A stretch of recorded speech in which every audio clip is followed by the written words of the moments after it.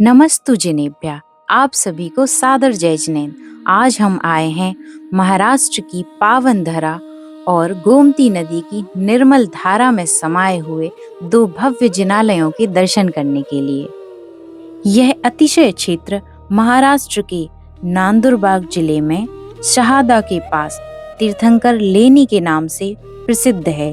यहाँ पर स्थित दो प्राचीन दिगंबर जैन गुफाएं लगभग 2000 से 2500 वर्ष प्राचीन बताई जाती हैं। इन गुफाओं की शिल्पकला और मूर्तियों की भव्यता जैन धर्म का गौरवशाली इतिहास संजोए हैं।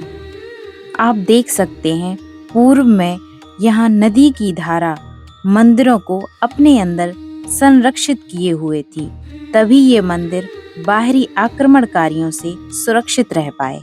क्षेत्रीय लोगों को नदी के समीप आने पर प्रायः घंटियों की आवाज आती थी, जो इस बात का संकेत देती हैं यह जिनालय देवों और यक्ष यक्षिणियों रहित है। यहाँ गुफा मंदिर तक पहुँचने के रास्ते से लेकर ठहरने की, शुद्ध भोजन की और अभिषेक पूजन के लिए शुद्ध वस्त्र की समुचित व्यवस्था कमेटी द्वारा की गई है। कुछ सीढ़ियों के माध्यम से प्रथम गुफा मंदिर, जो कि मूल नायक 22वें तीर्थंकर नेमिनाथ भगवान को समर्पित है, गुफा को दो भागों में बनाया गया है। प्रथम गर्भगृह और दूसरा मंडप गृह। मंडप गृह में प्रवेश करते ही कुछ प्रतिमाएं पद्मासन और कुछ प्रतिमाएं खड्गासन कायोत्सर्ग मुद्रा में विराजमान हैं। तीर्थंकर भगवान और बाहुबली स्वामी की बहुत ही सुंदर और मनमोहक प्रतिमा विराजमान है। गुफा के चारों तरफ वेदी सहित जिनेंद्र भगवान के भव्य समोशरण के दर्शन कर आज जीवन धन्य हो गया। मानो इस पूरे समोशरण की रचना स्वयं देवों ने अपने हाथों से की हो, क्योंकि ऐसी अकल्पनीय रचना मनुष्यों के परे है। तभी हमारी दृष्टि गर्भगृह में विराजमान नासा दृष्टि कायोत्सर्ग मुद्रा अति मनोज्ञ भगवान नेमिनाथ पर पड़ती है, जहाँ दोनों तरफ तीन तीन तीर्थंकर और विराजमान हैं। संयोग से हम अभिषेक और शांति धारा के समय पर पहुँचे, जिससे हमें भी भगवान की भक्ति, अभिषेक, शांति धारा करने का सौभाग्य मिला। ऐसे महान अतिशय क्षेत्र पर विराजमान प्रतिमाओं के अभिषेक करके हमारे जीवन में बहुत ही शांति और सहजता का अनुभव हम कर रहे हैं। श्रीमान संजय कुमार जी, श्रीमती जयंती जी, श्रीमान दीपक कुमार जी, रुचि जी, जैनी जी, श्रीमान सजल जी, अंशिका जी, समस्त मलैया परिवार। हमारे पूर्वजों ने हमें ऐसा विशाल धर्म सौंपा है। अगर हम सब इन क्षेत्रों पर आते रहेंगे तो हमारे यह क्षेत्र, हमारा धर्म और हमारा इतिहास सुरक्षित रहेगा। ऐसी विशाल चट्टानों में कटे हुए ये मंदिर हमें पुनः स्मरण कराते हैं कि जैन धर्म कितना विशाल था, जैनत्व सर्वोपरि था। समय समय पर हमारे धर्म की क्षति होती रही और समाज कम होती चली गई। अब भी समय है, हमारे क्षेत्रों को बचाया जा सकता है।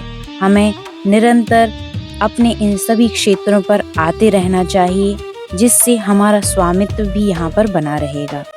कहते हैं यहाँ आसपास 200 गुफाएं आज भी हैं, लेकिन अभी मात्र 2 गुफाएं हमें प्राप्त हुई हैं। बाकी कालांतर में हमें समय समय पर बाकी और गुफाएं मिलती रहेंगी। अब हम दूसरी गुफा की तरफ आ चुके हैं, जो कि यह संपूर्ण गुफा नदी के एकदम बीच में स्थित है। यहाँ नदी का बहाव भी बहुत अधिक रहता है। आप मेरे पीछे इस पूरी विशाल नदी को देख सकते हैं। अब हम दूसरी गुफा में प्रवेश करते हैं। इस गुफा में मूल नायक नेमिनाथ भगवान के साथ में अन्य 24 तीर्थंकर भगवान की प्रतिमाएं विराजमान होंगी, परंतु बहाव अधिक होने के कारण कुछ प्रतिमाएं यहाँ पर नहीं हैं। उनका मात्र स्थान हमें देखने को मिलता है।